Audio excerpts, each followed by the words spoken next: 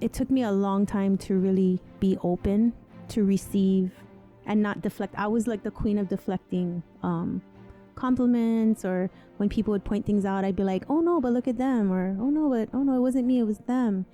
And it wasn't really until like the last, I would say maybe 6 years of my life, where I've had certain people in my life who would just be very like pointed with me and just be like, no, like, why do you think people bring you on or ask you to help with the same things? Is because you have this gift or whatever they call it, right? Talent, skill. And once I really took a step back and I would look at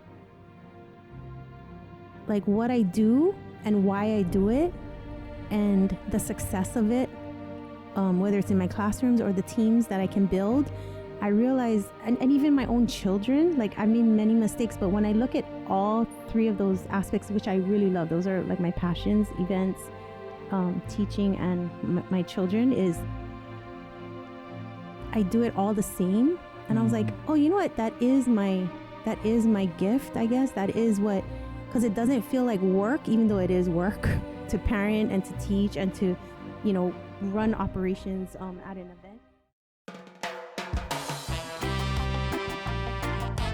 Welcome back to Hawaii Real, everybody. I'm your host, Ehu, and we are coming live from the Garcia House. And if you haven't yet, please subscribe to this channel on YouTube. And if you're one of our great listeners to the audio versions on iHeartRadio, Spotify, Apple Podcasts, Google Podcasts, hey, do us a real favor.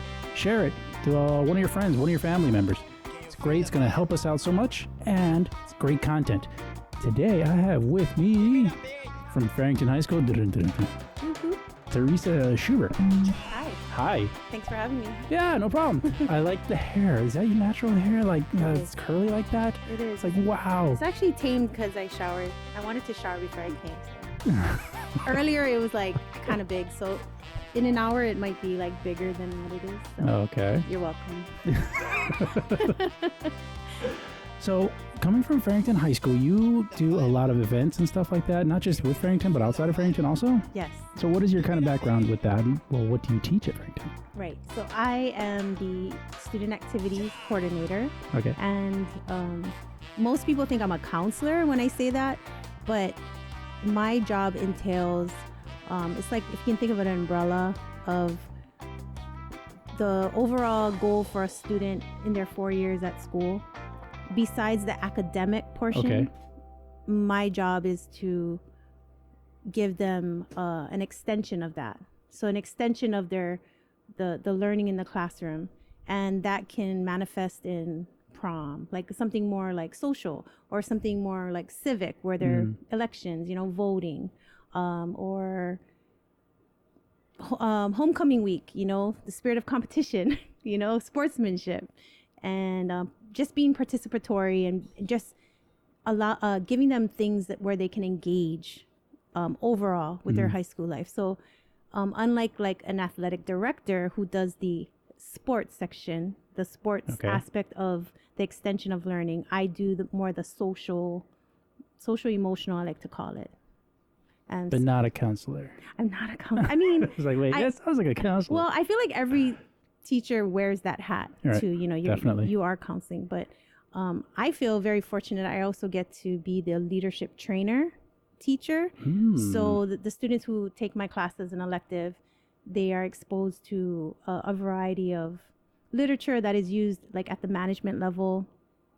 We also read articles by different authors that talk about the commonalities of what makes great leaders, like good to great, you know, like what is that little thing that pushes people over like to become great leaders and to like inspire people. And for me, I found like that totally speaks to my heart, because I know in my own lifetime, like playing sports and having a few great teachers and a single mother who was very like into like discipline, but purpose, like very purposeful. It's like I seen all of that like come together for me. And so when I do teach it, I'm not just teaching something in theory, I'm teaching it because I've practiced it myself. Teaching from experience. Yeah. Like that. It's great. So basically it's coming down to you're also teaching leadership classes and stuff at a high school level. Yes.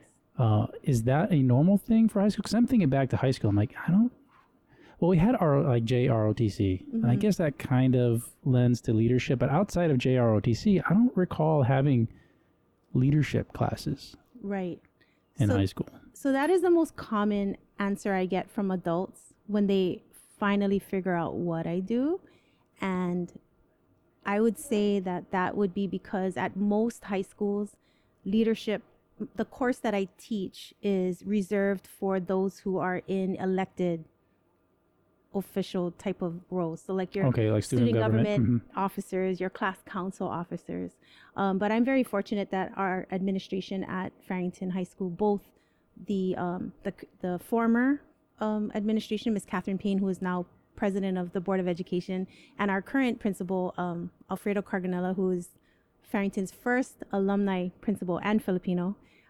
They're both very supportive of me not sticking to that. I was allowed to like open my course to like anyone. And so me being with my own experiences, I'm not gonna lie, like I would gun for the really loud kids who are like outside interrupting my meetings because they have a lot to say, or the really opinionated ones, or the athletes, the captains, the creative kids. And because I love flavor, and I really believe like flavor is what helps a culture, like the change in a culture, and it also helps with like engaging more people. It's like being able to cast a broader net because I have different drivers at the table, so yeah, that's what I do.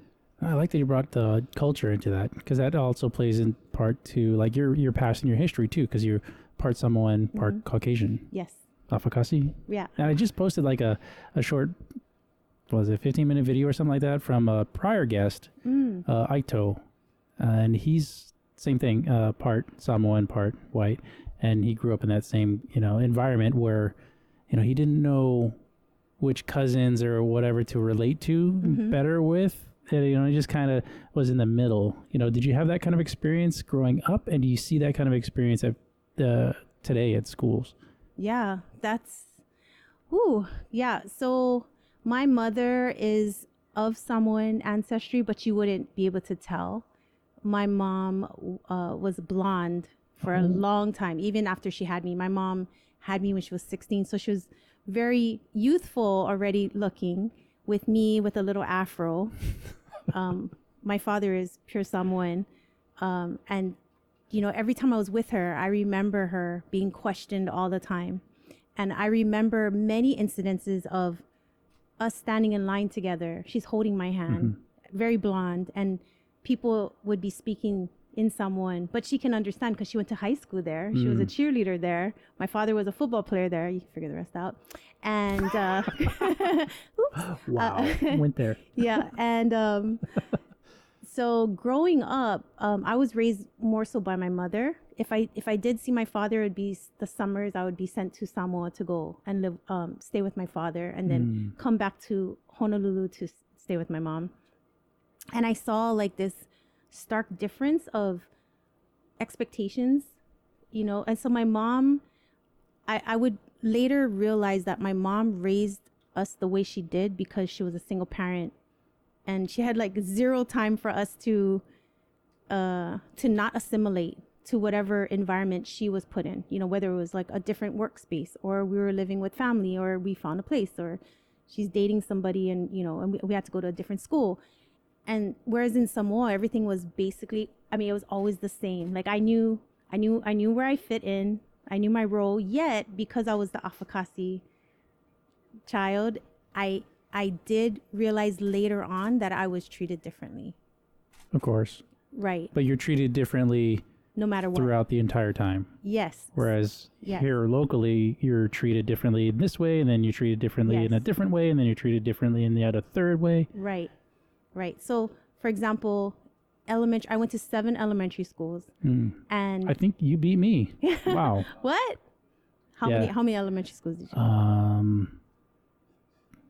5. Wow. See, that's still too much. I feel now that I'm a teacher, I'm like, totally. That is crazy. However, I now know, and I'm sure maybe speaking for you, that's where I learned how to adapt quickly, and and I find like that's my skill that I have till today. Like you can plot me almost anywhere, and I can adapt and mesh get along. into Right. My sister likes to say like, "Oh, you're like a chameleon," which sometimes is good but not good. But however, so now I got that song stuck in my head.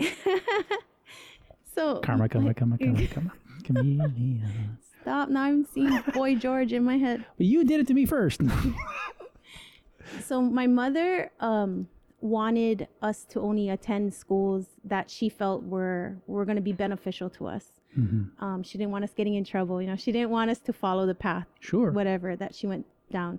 So I went to schools that were predominantly Japanese, with Japanese peers. So I was always the different kid. I was the kid with the big hair. I was I looked different. Schubert, I was called all kind of like, they would really manipulate my name, and I just got used to it. What was the worst one or the funniest one? Cubert. I don't, the game where that thing just goes. Whoop, the little orange Cubert. Yeah. They call me Cubert. I was like, yeah, okay. I can deal with that. But it was when I entered middle school, that's when I had my first struggle with like identity. Like I didn't really know which card to play, right. Because I went to Kaimuki Middle School, and it was like you had the local kids from Palolo Valley, but they're Hawaiian. I'm not Hawaiian. And I used to hear how they would talk about Samoans, like, oh, back then Samoan, it wasn't cool to be Samoan because you didn't have the rock and all this. But so I lied. So the people I went to school in middle school, sorry everybody who I went to school in middle school, I used to lie and say I was Hawaiian because I wanted to be accepted. Sure. And at the same time, I remember my cousins from Samoa would like question me about why am I denying my identity? Like, why do you tell people you're Hawaiian, or why do you deny that you're Samoan? Right. And, at the time in my defense, I'd be like, well, you don't go to school here. You go to school in Samoa. You're Samoan in Samoa. Like, you don't have to fight this identity kind of crisis, I guess, I was going through in middle school. And then when I went to high school, I went to Radford, and that was like a whole military families and stuff. Super different for me. I was like, wait, now I'm immersed in a culture where we are totally the minority. Just being local, you're the minority. And I would, my most famous story is I would walk into a classroom and teachers would look at me because I played sports. So they'd be like, oh, you're the jock. You don't belong in this honors class. What? So they would ask me to show them like my paperwork, or can you go to the counselor and make sure you're in this class? So stereotyping you just by walking in. And they're teachers. But I actually liked it because I was like, wow, this is a different kind of discrimination. Because, growing up in Hawaii, I saw other ethnic groups being discriminated against. But I was like, wow, this is kind of cool that they're discriminating because I'm an athlete, I'm Samoan, so I cannot possibly be in an honors English class. And so I use that as a fuel for me, like, oh yeah, like, yeah, that's right, I am smart. And but then I found that I had this little clash with the Samoans who I went to school with because I wasn't Samoan enough, because I didn't walk around with my, it's like you're in a lose-lose situation. Because I didn't have like my ie lava lava. I wouldn't play volleyball with them in the quad. I had to always study. We're like not stereotyping, but yet. No, but that's what they would do, and they would talk about me like, oh, why don't you, or like, oh, you think you're better than us, and I'm like, no, I have a very strict mom, who has like huge expectations for me. So my coaches at the time, my volleyball coach, Waynet Mitchell and Malia Ane. Malia Ane is of Samoan ancestry too, and Coach Waynet Mitchell is Hawaiian. And when they met me, they were like, we don't want you to be a statistic because we can see exactly where you could go. And so they're the ones who helped instill time management, the importance of goal setting. And so I would hide out in the chemistry lab because I knew no one else would come find me there, and get all my homework done. Because when I get home, I had expectations of doing fe'aus. So even though I wasn't raised very Samoan, my mom still had like, you come home, you clean the house. Like, you take care of your environment. I'm the oldest, so I help out with my younger brothers and sisters. Then I can do my homework. Then I can have social time if there's time for that. So I was like in this dilemma of, okay, what is it to be Samoan? Like I remember not even being sure, because when I went to Samoa, I was treated differently too. And then when I came home, it was like people's perception of Samoan, like I didn't fit it. I cannot tell you, if I got $1 for every person who said, "Oh, do you go to Kamehameha?" or "Oh, did you go to Kamehameha?" I have pretty money in the bank. Yeah. Because people, and it's sad because people they're think pegging you like you're just by your educated, looks. you're articulate, and and so very, very interesting. So for me, I feel like Farrington was where I was supposed to be as a teacher, because when I first got there, I first taught at Kalani High School. Okay. And when I came to Farrington, I was like, wow. John's over there shaking his fist. He's a Kalani grad. Are you? Oh, yeah. Nice, Falcons. Immediately, the students were like, not "What's your name, Miss? What are you?" Like they wanted to know. And then because they would hear rumors like, you should have just started talking Spanish to them or something. Or Japanese. Awesome. Or Japanese. Do you speak Japanese? I'm a Japanese studies major. Wow. That's a whole nother story. But little Renaissance lady here. So students would be like, "You're Samoan for real?" And I just noticed like they would gravitate to me, even if they didn't have my class. They would just kind of walk by and like, "Miss, you Samoan?" And it's just this whole like connecting with other students, or like I learned like, oh, it's like giving them hope that like hey, we're not as low as other people put us, or like I'm hoping like it helped them take a harder look at themselves, that they don't have to put themselves there as well. So yeah, no, because like you said before, The Rock and some of those football players and stuff like that have come out of Samoan descent. Yeah, even in here in Hawaii, like Samoans were seen as like the troublemakers and stuff. And they're talking back in the 90s and 80s and stuff like that.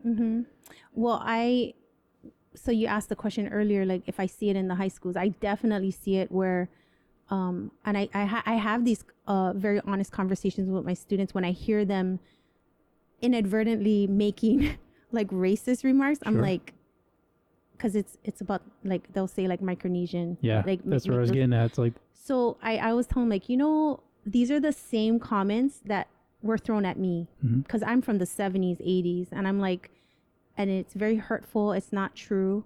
You just gotta, there's a few bad apples that unfortunately, create this like net of like, yeah, they're all like that. All the Samoans are dumb and all they do is play sports, or, they were once upon a time the ones in the jails too. And now I see the same things happening with our Micronesian population, whom like many of them are awesome. Like they start clubs to help downplay, to educate others about their own ethnicity. And they do a lot for our community, but it's just overshadowed by the current events. If you go back far enough, like it used to be the Filipinos, and then it used to be the Chinese, and it used to be the Japanese. Right. That were treated this way. Right. And nationwide, you go back far enough, it was the Irish that were treated poorly, Right. So it happened to everybody, and it's just a generational thing of overcoming, but people today need to just stop that stereotyping. It doesn't fix the problem, it doesn't help. Right. It's just worse. Exactly. Makes things worse.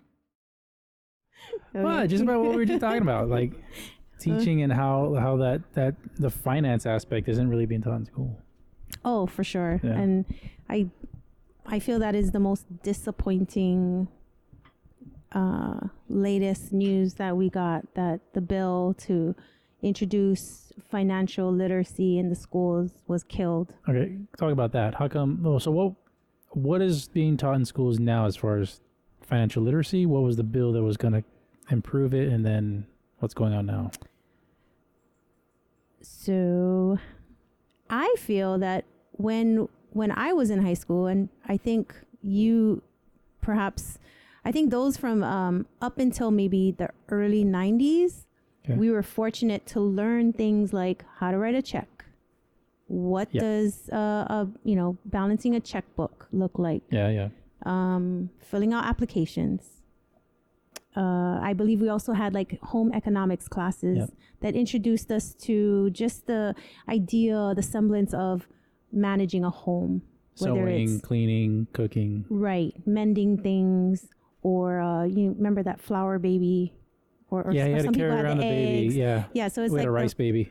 okay, you had a rice baby because it was flour or an egg or what have you, and all of that has now since been replaced with I feel more unnecessary curriculum that is I personally I feel like the agenda is for statewide testing.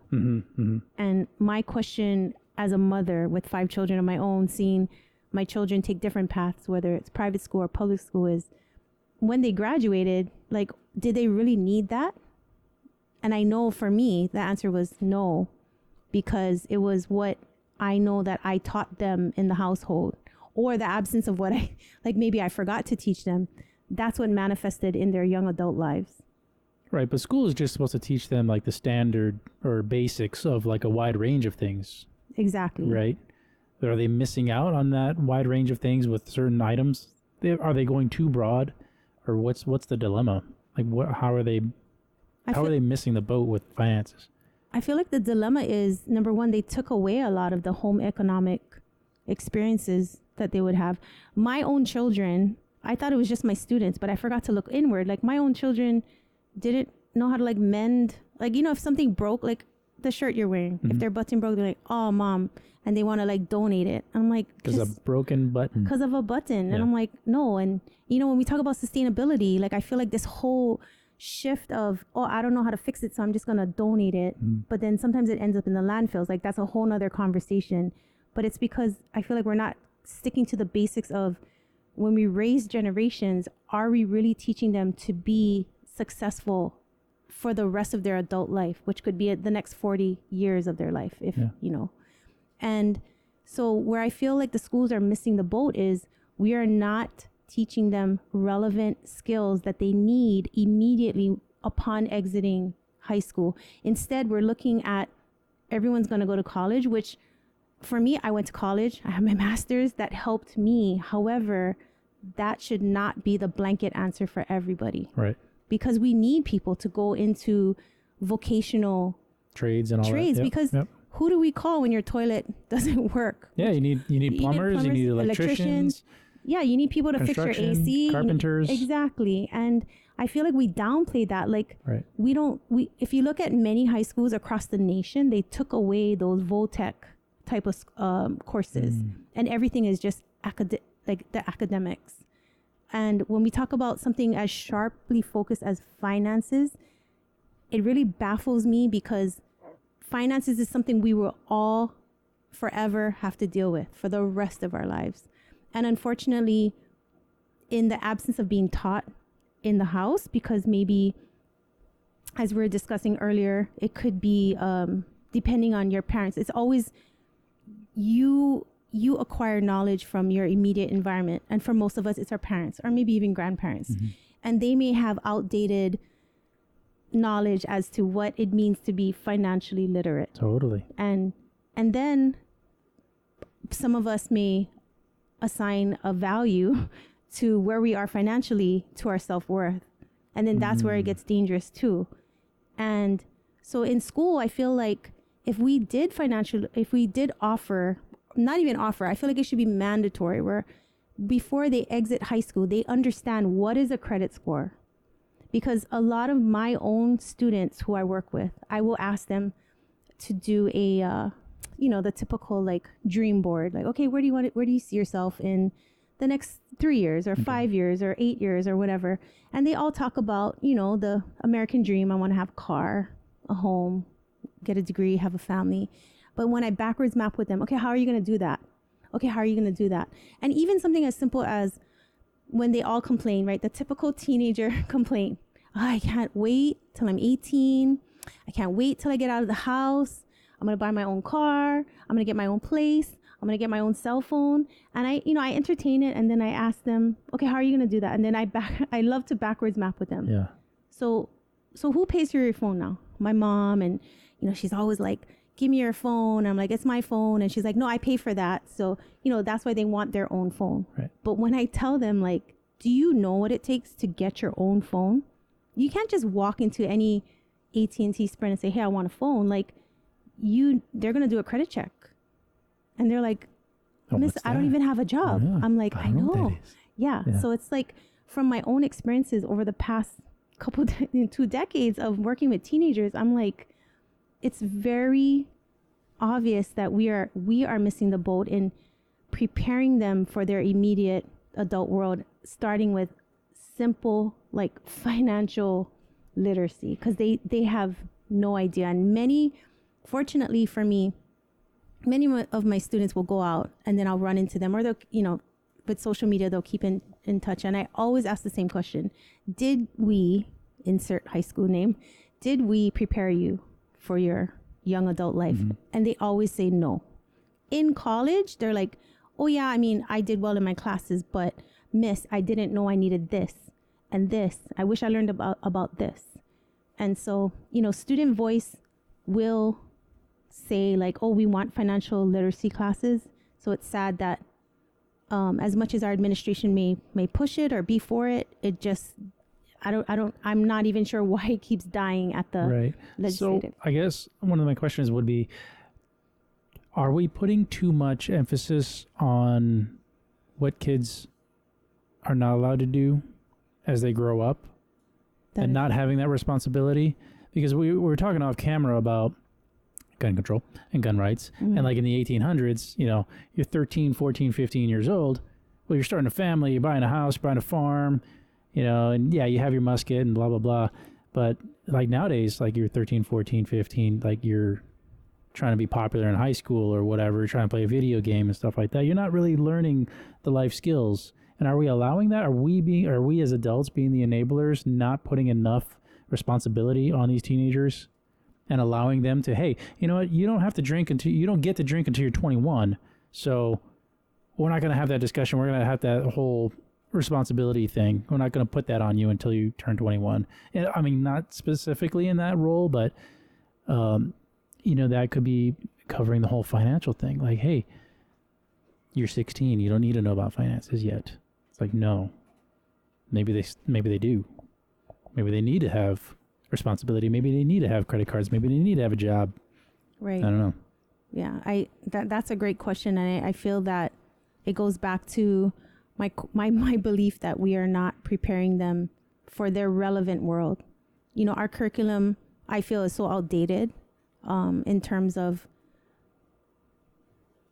let's take math, for example. Yeah. We can teach all these higher level math courses, and my math teacher colleagues, I love you guys. And yet it's, what is the relevancy? Like, will a teenager be well equipped when they because they're on the cusp of adulthood. So once they cross that precipice, like when they're 18 on their own, many of them will try to, take a stake on their own. Will they understand what it takes for them to build their own wealth? And what is wealth? How do you measure wealth? Not just us, but how does the world measure wealth? And then even in the world, there's different sectors that define wealth differently. And just qualifying for something that you may need, instead of just catching the bus. Maybe you do need a vehicle. Maybe your job does require you need a vehicle. So I cannot say it enough. Like, when I listen to your question, it's such a loaded question. Sorry. No, I love it. My brain is like spinning. Yeah, I just wish we would. I wish we as an educational sector would pause and really take a hard look at who our clients are, and not just now, but we should be pausing maybe every 4 years, because that's how I see a generation, freshman to senior year, and then assess ourselves. Like, did we set them up? What is the world asking for? What are their expectations upon exiting high school? And what can we do? And I feel like we are not doing enough on that end, where we are not flexing and flowing quick enough to keep up with the needs that are demanded and put upon our teenagers when they exit. And not only school though, like it starts at home as well. Although I do understand there's like, with this pandemic, there's like tremendous shifts in the household. Many students of ours, for example, went into the workforce to help supplement the income because parents in the tourism industry, the travel industry, they lost their jobs. Mm-hmm. And therefore these 16, 17, 18-year-olds were like, okay, miss, I don't think I can be student body, whatever, because I need to go get a job. I need to go work. Yeah, and I totally understand. And so I like that you brought up math. I was like, looking at my kids' homework, is like, when do you ever need to like multiply fractions together in the real world? Exactly.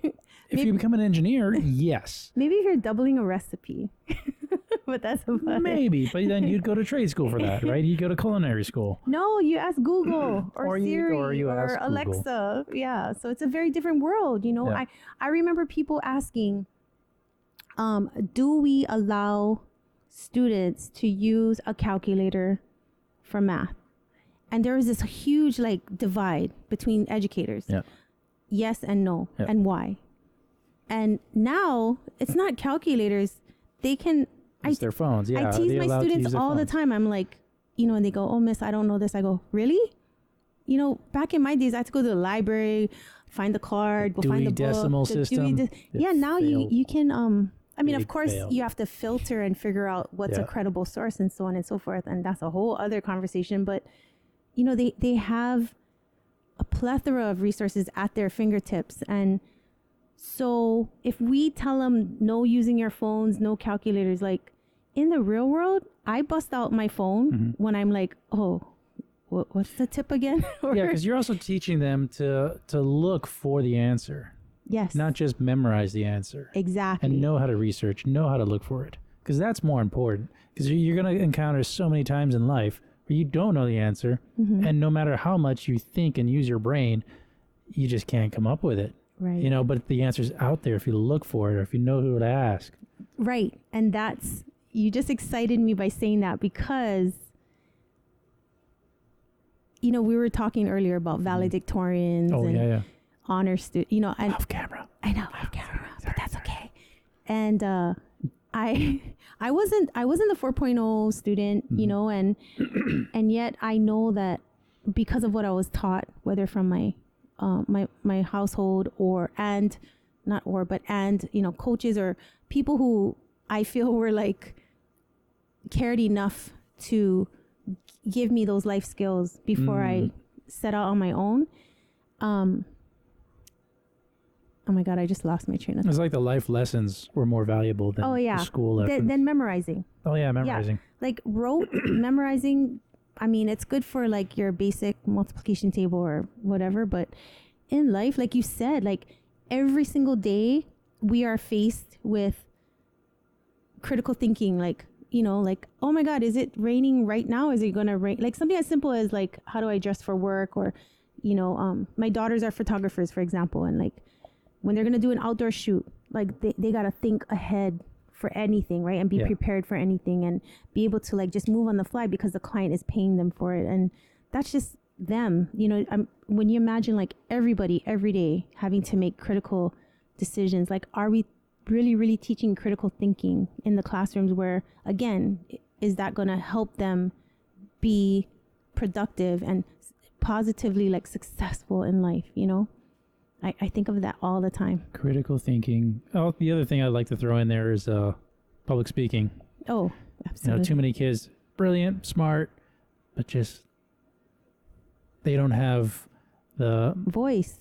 Yeah, they don't have the voice. They don't have the confidence to put their thoughts out there to the world. And it's like, you need to learn how to talk. You need to learn how to speak, especially in this digital age. Right. Like, yeah, you can text all you want, but there's another thing you said. You said resources, blah, blah, blah, people. Like people, humans are a very valuable resource. And I know that's where we miss the boat. So when you talk about missing the boat is, in school, we make them take individual tests. We make them, once in a while we have them do a group project.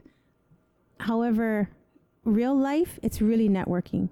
Yeah. Like, I don't know one single person who has built an empire or something by themselves, solely by themselves. And it is like something that is sustainable and really has a positive affect. It always took a network of people, and I wish that's what we would do more. And that is like, I'm a firm believer in that, like teaming, finding each other's strengths and then putting them in the proper position so that everybody can thrive and move forward. Yeah. My youngest son he has some group projects and stuff, and he's not liking it because it was a group of 3. Him and one other boy were doing the majority of the work, and the third one just wasn't. Right. And some of it is distance-based, so, it's not entirely the kid's fault. Mm-hmm. But, there was that where they were put into a situation where they did have someone that wasn't contributing. But I think that's part of learning it. So part of my lesson to him when he was telling me about this was that your lesson isn't completing the project. Your lesson is learning how to deal with other people. Right. And how to get work done also, but also that, you're going to encounter people that aren't contributing as much as they maybe need to. And then how are you going to deal with that? Right. Are you going to just sit and cry? Are you going to get mad? Or are you going to talk to the person and try to inspire them to help out more, or find out what they can do versus what they haven't done? Right. And even beyond that, so for leadership training, for the classes I teach, and me being able to work with student government, it's really teaching them to advocate. Mm-hmm. Like, if you see something that's not working, are you speaking up? Or are you telling me how is that helping? Go wide with your arms if you're going to talk with your hands. So yeah, that's why I'm holding my hands, because I'm very I like to talk like this. So. I want to get back to talking with hands though, because I feel like it allows more out, but then you end up punching the microphone and stuff. I know. So it's just a setup thing. We'll have to figure that out later, one of these days. Or just have more drinks. More drinks. Or hang the mic from the ceiling. Can we hang the mic from the ceiling? Thank you. I find a common theme that keeps coming up with us is being able to helping others. What I always question myself, what am I doing that is positively contributing to society? Every day I wake up okay, what is my purpose today? Yeah. And that's what helps drive me. Despite whatever's happening in my personal life, I've learned that that's what helps me just get through the day and get through the day, like I said, with a purpose, but making sure I'm creating something different or something new. I like to challenge myself, because once I find myself slipping into too much of a comfortable space, I have to check myself. Wait. Were you always like that though? Because you had success throughout school. Mm-hmm. with sports and scholastically. So were you always like that with regards to challenges and being too comfortable and then getting out of that comfort zone? That's a good question. Like I said, I think looking back to my childhood and just the constant ebb and flow of just our life in general, I would learn later that it inadvertently started to teach me skills of survival skills that would do me well later on in life. But I also learned what I didn't want in my life. And I found that to be something that was very important for my sister. I have a sister who's close in age to me, and I remember us having a lot of conversations about taking stock of how we felt, and because we were on the receiving end, and just being oh, I don't ever want this to happen again, or we would tell each other if I ever do this to you, you better check me on it, or or promise me you'll never do that to me, or man, if we ever have kids, I don't want my children to ever feel this way, whether we were wronged or whatever. And so when I got to high school, I feel like that was my tipping point. I feel like that was my pivotal point in my life, where I was fortunate enough to have coaches and a few teachers and counselors, what have you, who saw me, took stock of, okay, this is Risa, this is what I see. And then they totally helped me to first acknowledge it, and then how to leverage it. And they were the ones who taught me like time management. And, you know, like one of my coaches would say like, Schubert, why are you so comfortable with running your mile half-ass? Like, you know, you got, you know, and I'd be like, but I made my time. They're like, yeah, but why don't you challenge yourself to beat your time and then set another goal? And in my head, I'd be like, oh, I just want to get through my time. But later on, I would learn like, oh, it did serve me well to always do something different, because in game situations, which you can't control, there would be something challenging me, which is my opponent. And because they instilled that in me, I was able to like adjust super quickly. And then in my real life, I found like when things are thrown at me, I can just adjust to it. And I've had people tell me that like in the event world, for example, because not only do I do events on our campus, but I've been fortunate enough to have other promoters or producers who have seen my skill set. Really? And then they would hire me to come and run their operations. And then it became, hey, can you manage a team? And then it became like somebody, it was one of my students, I think it was Emma, who started this hashtag Team Risa, and it's stuck ever since 2013. It has stuck till now. And so when we do events, people would watch me at the door, which is, you know, we're the first line, we're the infantry of any event. We're the, you know, people are in line. And if line management is poor, they're already coming into this concert or event with negative energy. Or so you're trying to de-stress though. Right. So I've gotten many compliments along the way. And that's when I learned like, oh, I didn't realize like it was something that other people value positively. They're like, wow, you can handle very angry people, or you can handle very difficult situations. Yeah. And I'd be like, yeah, doesn't everybody? But then I'd learn like, no, that's not true, because I would see other people just lose it, whether they're like a security guard or they're an employee from that organization. Do you feel like you're good enough? Sometimes. Yeah, sometimes. In the general world? Or is it just a continual challenge to improve yourself and help others improve? Yes. Wow. Yeah. I've never been asked it that way. Direct? Well, the way you framed it. Yeah. Because when you said, are you good enough? I immediately was like, okay. Do you feel that you are good enough? And I think what the root of that is, personally, I don't feel that I'm good enough, whatever it is. So I'm always striving to improve just a little bit. You know, whatever it is I'm interested in doing. Right. I'm always looking for my weaknesses, I guess. Yes. So I'm so glad you shared that in that way, because I too, you know,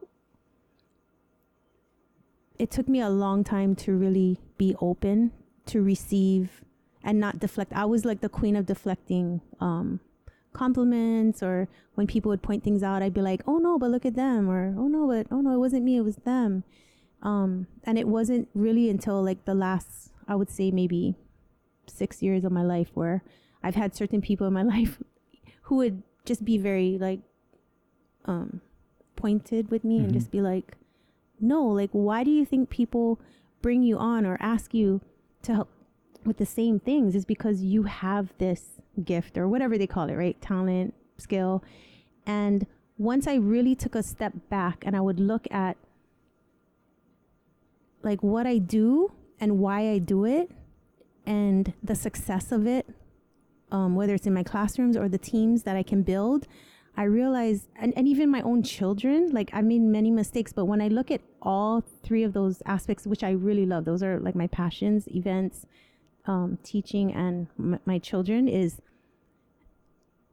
I do it all the same. And I was like, oh, you know what? That is my gift, I guess. That is what, because it doesn't feel like work, even though it is work to parent and to teach and to, you know, run operations at an event. It's all the same. And that's what keeps me honest, is when I can see the successes of people who are immediately teaming with me at the helm, like I'm the driver, so to speak. Yeah, but you have a good network. Yeah, and I just see like, okay, I like to do my homework. I like to do. I'm a person who will overplan, so that when I do bring a team on, I can like, okay, I know you're good at this, so I'm going to give this to you. You might not think you're good at it, but I see it. I'm going to let you run with it. And I trust you. Go for it. Thank you. And so on and so forth, whether it's in my classroom, my children, or with events. And so I've learned that because I continually try to challenge myself and I want to know more. And it's a two-edged sword, right? I learned from them as well. Just like the conversations we were having off air. Like I love learning from other people because it either sharpens me or it tells me like, wow, I really don't know more about this. Like I want to go learn more about it.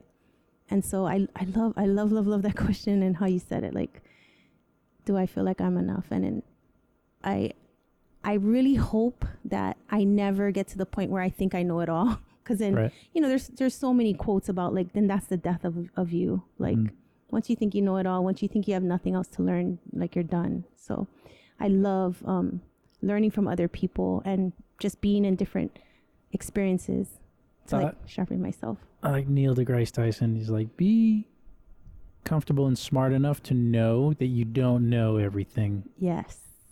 Right. Yeah. And that's why I think one of the quotes I shared was, and I teach this, I think any student who has taken my leadership class will say, and sometimes they'll roll their eyes. My own children were like, oh, but you're going to share. Is be comfortable with being uncomfortable. And that's been my, like, that'll always come out of my mouth. Ma'am, that don't make sense. What? Right. Yeah. Yeah. I've had adult friends of mine be like, that's dumb, Risa. Why do you even teach that? And then you're like, go home, take a shower, and think about it. Yeah. Right. It'll come to you. Right. Right. Yeah, because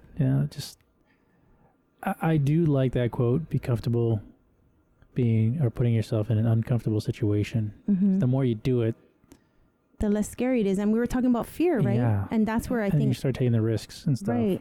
And the risks become less because, you start, you're normal with it. And it's okay for you to take those risks, especially when you're putting yourself in a place where all the things that you need to get done or all the people that you need to connect with or network with in order to achieve a goal.